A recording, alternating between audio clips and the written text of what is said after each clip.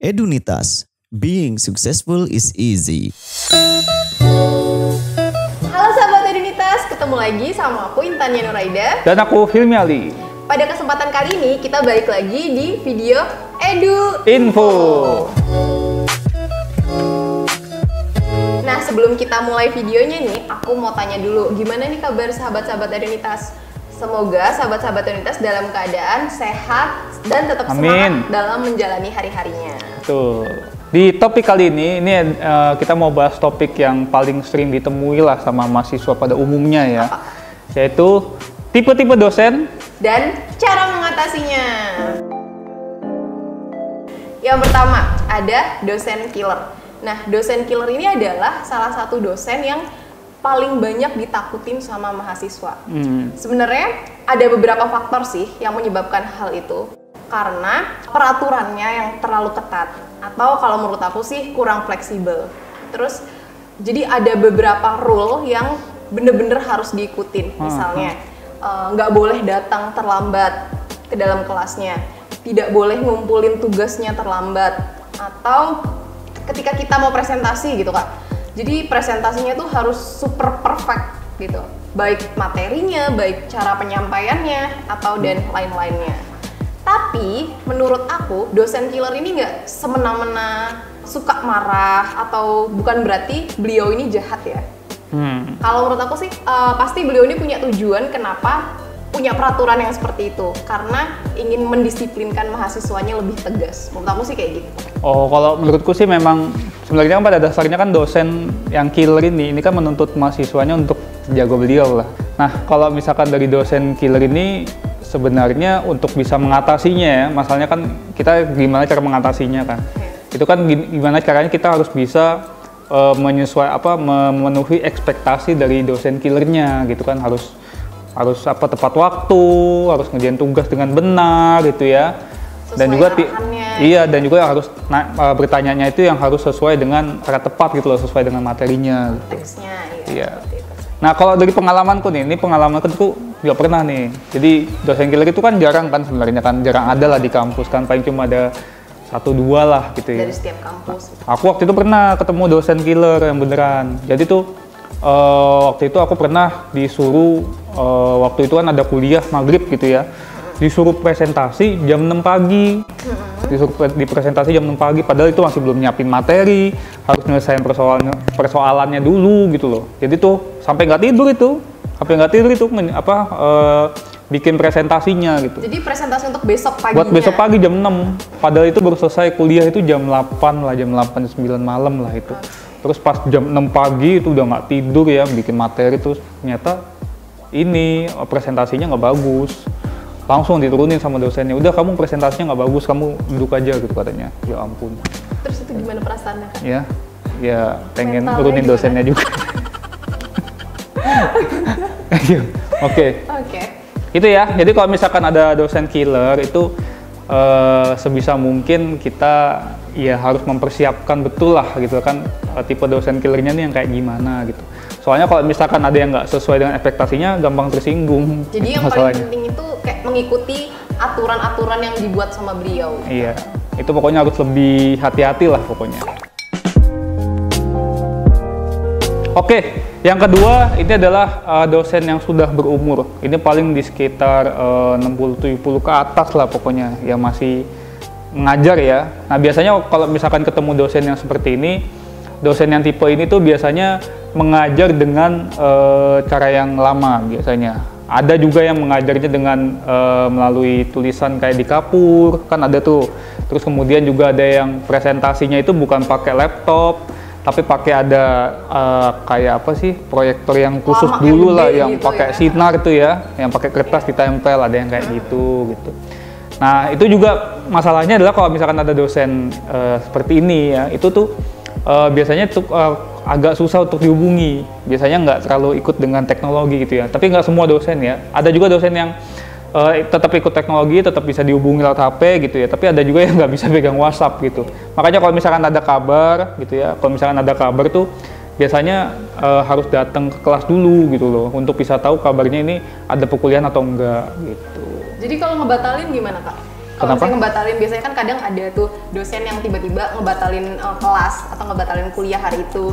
Ya kita harus terima resiko, maksudnya kita harus datang ke sana dan ada info apa gitu loh. Biasanya atau enggak kita harus datang ke ruangannya biasanya gitu. Nah itu pengalamanku tuh. Nah kalau pengalaman Hara gimana? Kalau yang lebih kerasa sih kalau dosen yang udah berumur gitu ya. Yang jelas yang pertama biasanya dosen yang berumur itu pangkatnya udah tinggi, misalnya profesor atau udah guru besar gitu. Nah biasanya beliau itu cara mengajar atau membuat aturannya itu aturan-aturan lama gitu. Jadi kadang ada aturan-aturan yang sudah dirubah, tapi beliau tuh masih kekeh gitu pakai aturan yang lama. Biasanya kayak gitu sih. Cara yang lama ya? Iya, kalau dosennya tuh udah berumur. Oke, sekarang yang ketiga ada dosen gaib. Kenapa disebut sebagai dosen gaib? Karena dosen ini tuh cuma datang ke kampus ketika mengajar. Bahkan kadang-kadang kalau misalnya ngajar itu nggak datang, tapi yang datang cuman tugasnya doang, kayak gitu Kak. Nah tapi kita juga nggak bisa nyalahin dosen yang seperti ini. Biasanya dosen yang seperti ini tuh dosen yang punya kegiatan atau aktivitas lain yang lebih prioritas seperti itu. Oke, ya kalau aku sih ada sih pengalaman ya dosen gaib yang jarang banget masuk gitu ya. Tapi masalahnya ketika ujian materinya tuh materi di perkuliahan gitu loh. Waktu di mata kuliahnya gitu loh masalahnya. Jadi kalau misalkan nggak pernah datang, ya akhirnya kita harus belajar sendiri gitu loh masalahnya gitu. Iya itu sih yang susah ya kalau misalnya dosen yang jarang masuk gitu ya. Tapi ujiannya sesuai materi. Ya tapi masalahnya adalah kalau misalkan jarang masuk, tahu ujian, misalkan kita nggak bisa gitu ya karena materinya, tapi entah kenapa tetap dapat nilai bagus gitu kan, ada yang kayak gitu. Oh gitu? Iya, aku juga pernah soalnya. Gitu tapi ya. Kadang iya nggak sih kalau misalnya mahasiswa ada dosen yang kayak gini tuh ada senengnya sedikit. Iya ada senengnya karena banyak kelas yang kosong gitu. Iya sih, tapi kan masalahnya kita harus tetap standby kan masalahnya. Iya sih. Dan kan kita dikasih waktu tuh, biasanya kalau misalkan dosennya udah nggak datang 30 atau 45 menit gitu ya, nah itu kita langsung pulang biasanya gitu. Tapi ada juga sampai pas mau pulang, dosennya tahu-tahu datang 1 jam kemudian. Jadi yang udah di rumah itu harus datang lagi. Seriusan? Iya, pernah kayak gitu. Itu. Ya jadi gitulah. Jadi ya harus sabar ngadepin dosen. Gitu. Emang kayak kita tuh sebagai mahasiswa tuh harus lebih mengikuti aturan dosennya. Iya betul, harus itu. Nah yang selanjutnya ini ada namanya dosen nyentrik. Jadi dosen nyentrik tuh salah satu dosen yang paling unik lah. Jadi dosen nyentrik tuh bisa dilihat dari penampilannya yang unik gitu ya. Pokoknya yang benar-benar kelihatan kayak anak muda lah gitu lah. Entah dari pakaiannya, entah dari cara ngajarnya kayak anak gaul gitu ya. Entah dari caranya berpergian gitu. Nah itu macam-macam tuh biasanya gitu. Aku punya nih, punya dosen yang kayak gitu. Menurut aku sih, nggak tahu ya sebutannya cocok atau enggak untuk nyentrik, tapi menurut aku dosen ini tuh keren banget. Jadi dia tuh bisa bersahabat banget sama mahasiswa. Terus mungkin karena juga masih muda, jadi masih cocok gitu untuk ngobrol secara personal sama kita. Dan juga kalau misalnya beliau itu berangkat ke kampus, itu beliau naik sepatu roda. Sepatu roda? Iya.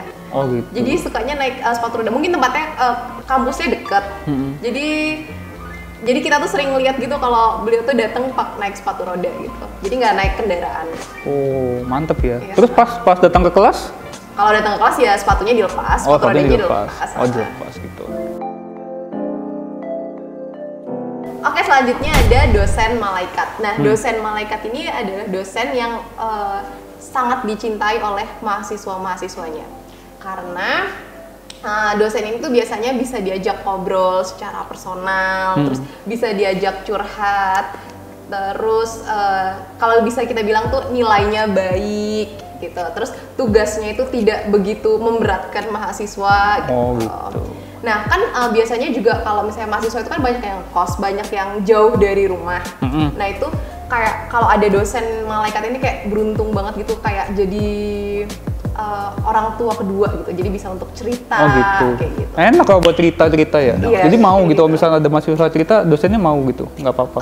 Iya, aku punya sih yang dosen kayak gitu. Sebenarnya dosen ini tuh termasuk dosen yang ketat soal waktu, tapi juga baik banget.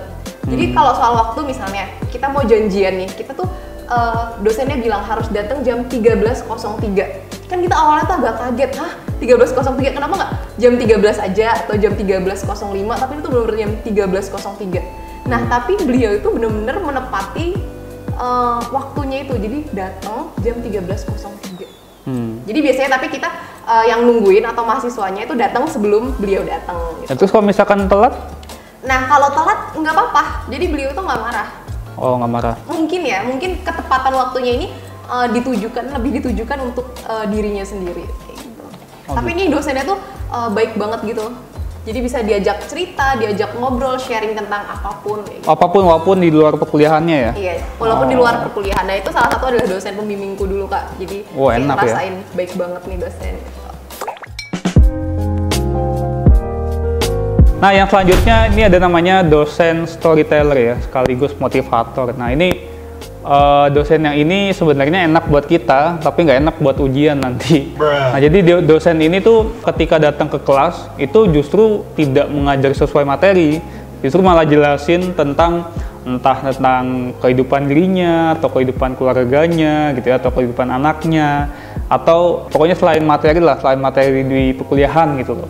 Sedangkan jadi di perkuliahannya itu tidak ada materinya sama sekali gitu, jadi cuma sekedar ceritanya doang, dan itu berlangsung beberapa minggu gitu loh. Jadi jarang banget kalau misalkan ngajarin sesuai materi. Kalau ujian gimana? Itu materinya apa? Nah masalahnya kalau ujian itu ya materinya tetap ada, materi selama perkuliahan gitu loh masalahnya. Jadi kalau misalkan kita ujung-ujungnya harus belajar sendiri, masalahnya gitu. Biasa atau enggak ada juga dosen storyteller yang materinya cuma nyampein dikit doang gitu ya selama beberapa minggu, pas ujian akhir itu ya di materi itu doang gitu. Ada juga yang kayak gitu. Aku juga punya sih pengalaman dosen yang kayak gitu. Cuman mungkin karena aku bidangnya biologi, jadi kadang biologi itu bisa disangkut pautkan sama lingkungan, sama sosial. Jadi beliau tuh suka cerita yang mengkait-kaitkan gitu sosial dengan lingkungan, kemudian dengan biologi. Jadi mungkin itu tergantung perspektif atau tergantung kuliahnya gitu kali ya Kak. Yang di aku misalnya kalau kakak kan matematika itu ya. agak susah banget gitu kalau di storytelling. Nggak bisa di storytelling. Kalau aku sih masih bisa. Oke. Dan itu menurut aku kayak hiburan banget gitu loh, beliau cerita tentang pengalamannya. Gitu. Tapi itu seputar ya terkait dengan mata kuliahnya ya? Terkait dengan mata kuliahnya tapi disampaikan dengan fun, dengan cerita gitu, kayak bercerita gitu. Iya kalau matematika nggak bisa dibuat cerita, jadi kalau mau ngitung yang ngitung gitu. Ya, kalau ada cerita nggak bisa ngitung. Gitu. Oke.